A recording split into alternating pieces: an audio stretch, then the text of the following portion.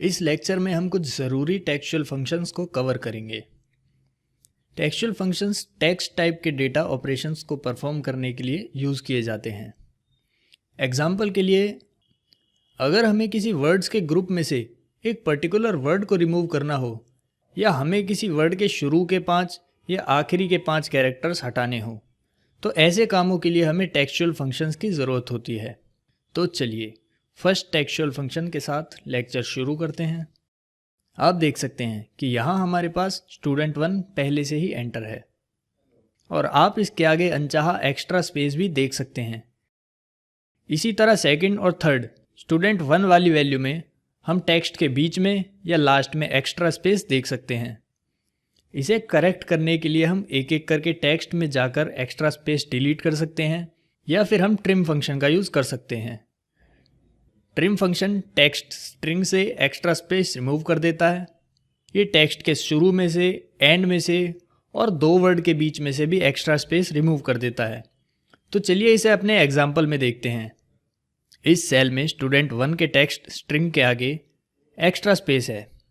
Trim का use करके हम इस एक्स्ट्रा स्पेस को रिमूव करेंगे। ट्रिम फंक्शन यूज़ करना भी बाकी मैथमेटिकल फॉर्मूला यूज़ करने के समान है।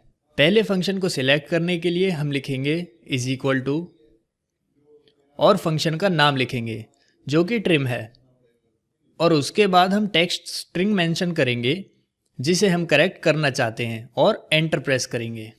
आप देख सकते हैं कि एक्स्ट्रा स्पेस रिमूव हो गया है। तो चलिए अब अगला एग्जांपल देखते हैं। अब आप यहाँ स्टूडेंट और न्यूमेरिक वैल्यू 1 के बीच में एक्स्ट्रा स्पेस देख सकते हैं।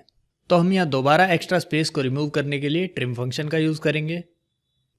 पहले की तरह इज इक्वल टू टाइप करके ट्रिम सिलेक्ट करेंगे और फिर फंक्शन सिलेक्ट करेंगे और एंटर प्रेस करेंगे। अब आप देख सकते हैं कि यहाँ स्टूडेंट और न्यूमेरिक वैल्यू 1 के बीच में सिर्फ एक ही स्पेस है।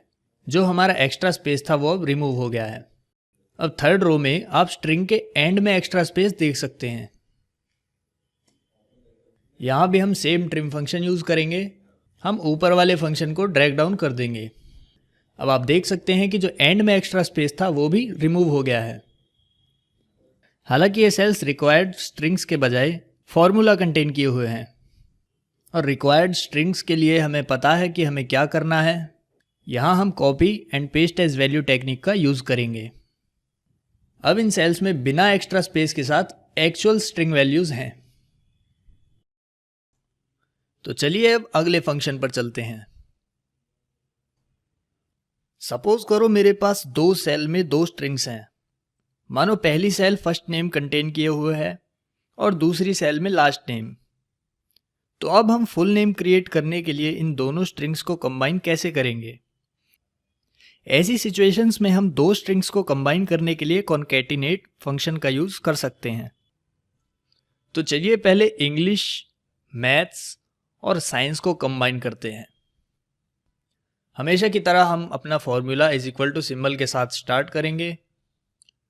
फिर हम लिखेंगे कॉन्कैटिनेट और सेल सिलेक्ट करेंगे।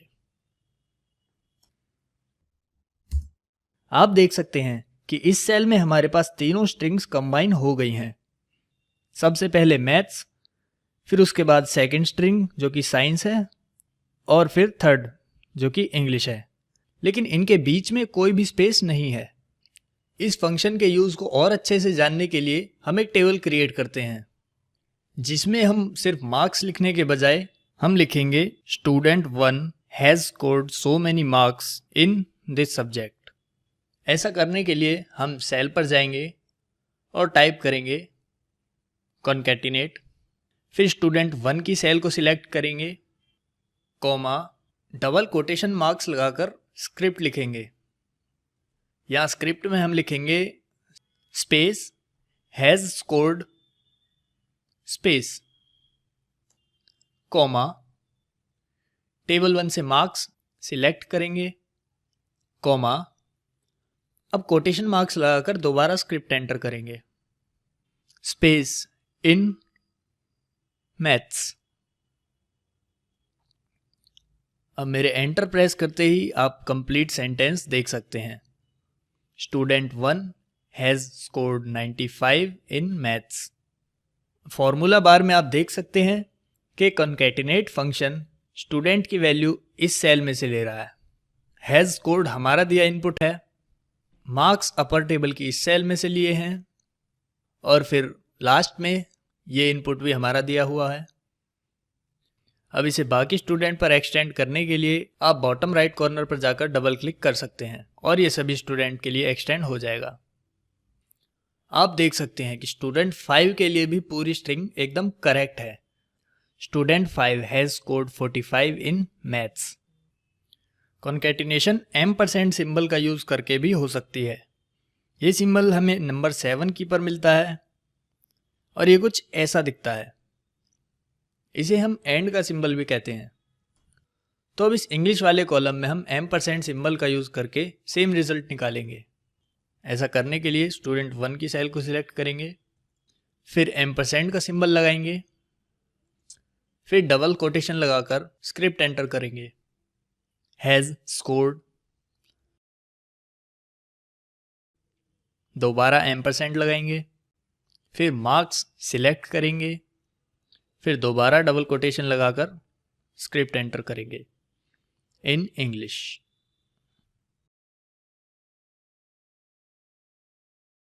आपने देखा कि M% ने भी सेम कॉन्कैटिनेट फंक्शन वाला काम किया है, लेकिन कॉन्कैटिनेशन बाकी फंक्शंस की तरह है।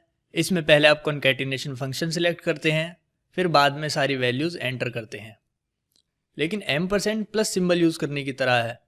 आप M% लिखते हैं, फिर वैल्यूज एंटर करते हैं, फिर दोबारा M% लिखते हैं, फिर वैल्यूज एंटर करते हैं। अगला सब्स्टिट्यूट फंक्शन है।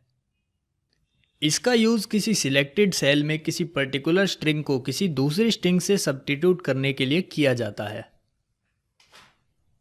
एग्जाम्पल के लिए स्टूडेंट की स्पेलिंग को करेक्ट करने के लिए हम टाइप करेंगे इज इक्वल टू सब्स्टिट्यूट, फिर वो टेक्स्ट सिलेक्ट करेंगे जिसमें हम करेक्शन करना चाहते हैं, कॉमा, फिर स्ट्रिंग का वो पार्ट इनपुट करेंगे जिसे आप रिप्लेस करना चाहते हैं। लेकिन हमेशा स्ट्रिंग्स यूज करते टाइम डबल कोटेशन मार्क्स का यूज करना ना भूलें। तो सेकंड पैरामीटर वो होगा जिसको हम रिप्लेस करना चाहते हैं और थर्ड पैरामीटर वो होगा जिससे हम रिप्लेस करना चाहते हैं। ब्रैकेट क्लोज करके एंटर प्रेस करेंगे। अब आप देख सकते हैं कि जो टेक्स्ट पहले स्टूडेंट था अब वो करेक्ट होके स्टूडेंट हो गया है। हम यही सेम चीज़ सेंटेंसेस के साथ भी कर सकते हैं। इसी टेबल की सेकंड रो वाले सेंटेंस में हम स्कोर्स को अपडेट करेंगे। हम 38 से इसको 95 करेंगे।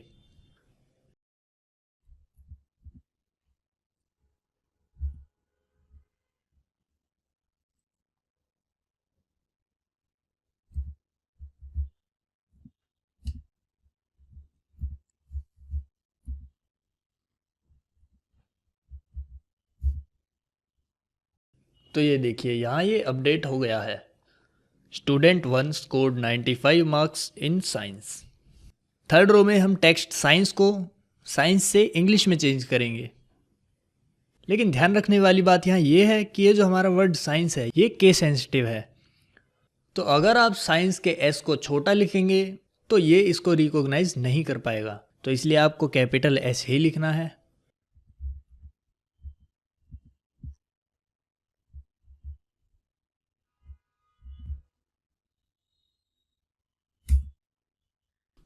आप ये भी नोट कर सकते हैं कि यहाँ फॉर्मूला वाले कॉलम में हमने फॉर्मूलाज एंटर कर रखे हैं, लेकिन ये फॉर्मूलाज कैलकुलेशन करके कोई वैल्यू नहीं लिख रहे। और सेल में आप अभी भी फॉर्मूला लिखा देख सकते हैं। ऐसा करने के लिए हमने इज इक्वल टू सिंबल के आगे स्पेस लगा दिया। तो अब इस सिंगल स्पेस की वजह से एक्सेल इस फॉर्मूला की वैल्यूज़ को कैलकुलेट नहीं कर रहा है और सेल्स में इस पूरे फॉर्मूला को एज ए टेक्स्ट शो कर रहा है। लेकिन अगर मैं फॉर्मूला बार में जाकर इज इक्वल टू के आगे से स्पेस को डिलीट कर दूं और एंटर प्रेस करूं तो आप देखोगे कि फॉर्मूला वैल्यू कैलकुलेट करके हमें उस वैल्यू का रिजल्ट दिखा रहा है। तो इस तरह से अगर आप किसी को सिर्फ फॉर्मूला दिखाना चाहते हैं और उसकी वैल्यू कैलकुलेट नहीं करना चाहते तो आप इज इक्वल टू सिंबल के आगे स्पेस लगाकर ऐसा कर सकते हैं। अगला function upper and lower function है। ये फंक्शन पूरी टेक्स्ट स्ट्रिंग को अपर और लोअर केस में कन्वर्ट कर देता है।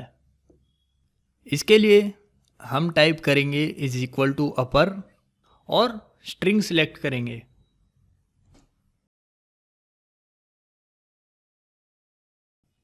अब आप देख सकते हैं कि student1 की स्ट्रिंग जो है वो पूरी अपर केस में लिखी हुई है।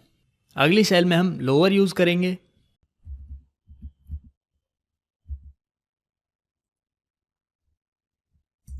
अब आप यहाँ नोटिस कर सकते हैं कि जो पहले स्टूडेंट का एस अपर केस में था वो अब यहाँ लोअर केस में हो गया है। पूरी टेबल को फिल करने के लिए हम बॉटम राइट कॉर्नर पर जाकर डबल क्लिक करेंगे और पूरी टेबल फिल हो गई। इसके बाद अब हम लेंथ फंक्शन देखते हैं। लेंथ फंक्शन इनपुट स्ट्रिंग की लेंथ रिटर्न करता है, मतलब कि ये स्ट्रिंग में स्पेस के साथ कैरेक्टर काउंट करके लिखता है।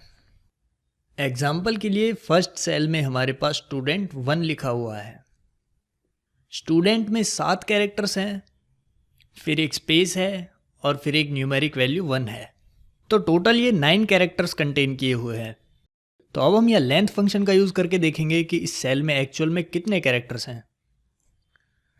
टाइप करेंगे इज इक्वल टू लेंथ और फिर ये स्ट्रिंग सिलेक्ट करेंगे। आप देख सकते हैं कि इस लेंथ ने स्पेस के साथ सभी कैरेक्टर्स गिनकर लिख दिए हैं। हम डबल क्लिक करके इसे बाकी सेल्स के लिए एक्सटेंड कर देंगे। आप देख सकते हैं कि नेक्स्ट स्ट्रिंग में 11 कैरेक्टर्स हैं। आप इसको मैन्युअली चेक करके भी देख सकते हैं कि एक्सेल ने हमें सही आंसर दिया है या गलत। लास्ट सेट ऑफ फंक्शन जो हम डिस्कस करने जा रहे हैं वो है लेफ्ट, राइट और मिड। लेफ्ट फंक्शन हमें स्ट्रिंग के लेफ्ट से पर्टिकुलर कैरेक्टर्स का काउंट सिलेक्ट करने में हेल्प करता है। इस टेबल में हमारे पास कुछ QR कोड वैल्यूज़ हैं जो कि 3 पार्ट्स कंसिस्ट करती हैं। पहला है ईयर ऑफ मैन्युफैक्चरिंग, जो कि कोड के फर्स्ट 4 कैरेक्टर्स हैं। लास्ट के 2 कैरेक्टर उस प्रोडक्ट के ग्रुप हैं और बीच में 5 कैरेक्टर्स हैं जो उस प्रोडक्ट की प्रोडक्ट आईडी को रिप्रेजेंट करते हैं। हम पहले लेफ़्ट फंक्शन यूज़ करेंगे। लेफ़्ट फंक्शन अप्लाई करने के लिए हम टाइप करेंगे is equal to left, string select करेंगे, कॉमा लगाएंगे और 4 लिखेंगे। इससे ये सिलेक्टेड स्ट्रिंग के फर्स्ट 4 कैरेक्टर लिख देगा। आप देख सकते हैं कि जो स्ट्रिंग के फर्स्ट 4 कैरेक्टर थे जो कि 2018, वो लेफ्ट स्ट्रिंग शो कर रहा है। राइट भी सेम काम करता है, लेकिन ये बस स्ट्रिंग के एंड से काउंट करता है।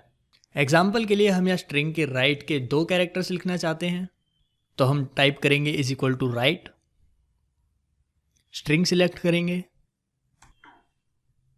और 2 टाइप करेंगे। आप देख सकते हैं कि राइट के 2 कैरेक्टर लिख गए हैं। मिड भी सेम लेफ्ट की तरह है, लेकिन इसमें डिफरेंस ये है कि आप काउंट का स्टार्टिंग पॉइंट चूज कर सकते हैं। एग्जाम्पल के लिए अगर आप इस QR कोड के 5th to 9th character choose करना चाहते हैं तो यहाँ टाइप करेंगे is equal to mid, string select करेंगे, फिर स्टार्टिंग पॉइंट लिखेंगे जो कि 5th कैरेक्टर है और फिर नंबर ऑफ कैरेक्टर्स लिखेंगे। यहाँ हम 5 कैरेक्टर्स चाहते हैं। आप देख सकते हैं कि मिडल के 5 कैरेक्टर्स इस मिड फंक्शन ने लिख दिए हैं। हम इन तीनों सेल्स को सिलेक्ट करके बॉटम राइट कॉर्नर पर जाकर डबल क्लिक करेंगे, जिससे पूरा टेबल फिल हो जाएगा। जैसा कि मैंने पिछले लेक्चर्स में बताया था कि सारे टेक्सचुअल फंक्शंस हमें एक्सेल के फॉर्मूला मेन्यू में जाकर मिल जाएंगे। इस लेक्चर में बस इतना ही।